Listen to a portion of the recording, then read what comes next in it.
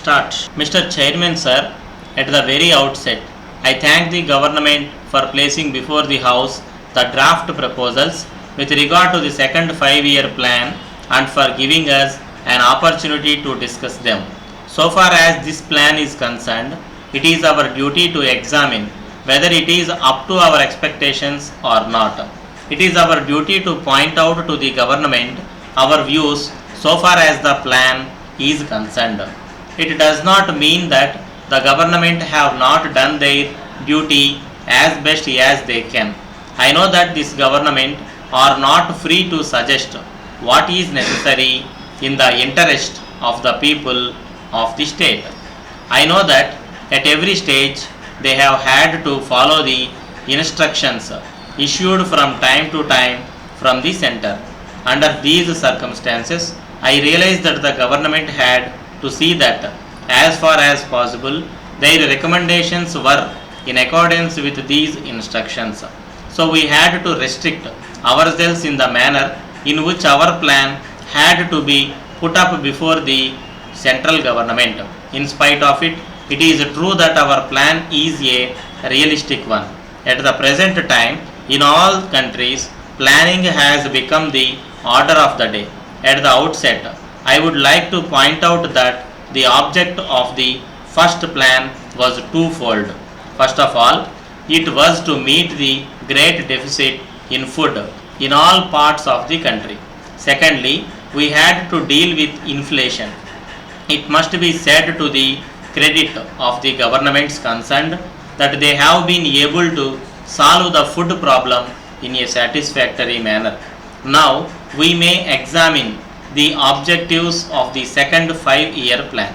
So far as this state is concerned, it will be good to see how far these objectives are found in the proposals that the government have placed before us, and to what extent we may hope that at least some of these objectives may be fulfilled in this state. So far as the objectives are concerned, the first objective is an increase in national income. For this purpose, some figures have been given as to the growth in national income, but it must be said that so long as the price levels of all the commodities change from time to time, we cannot say that the increase in national income will increase the purchasing power of the people. The second objective is full employment. Honorable members have dealt with this problem.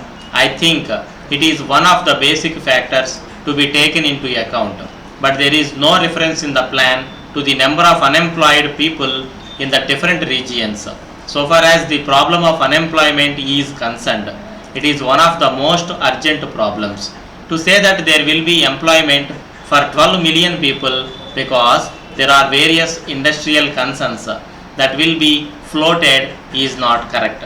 As a matter of fact, unemployment is a problem of the locality because we cannot take the unemployed people from one part of the country to the other. It is stated that there must be a labor corps which must be able to go from one part of the country to the other.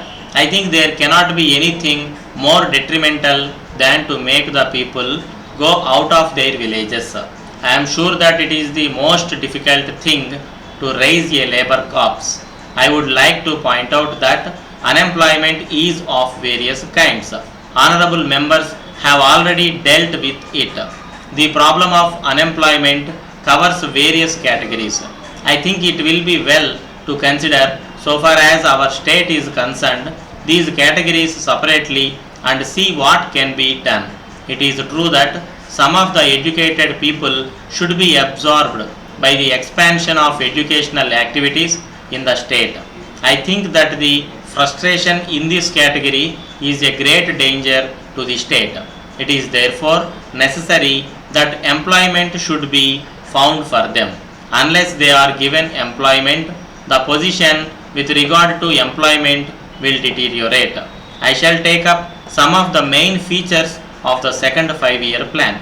Whatever may be the objective, the main aim under the present circumstances is to provide the necessities of life to the people. From this point of view, it will be agreed that we should enable the people to get food, clothing and housing.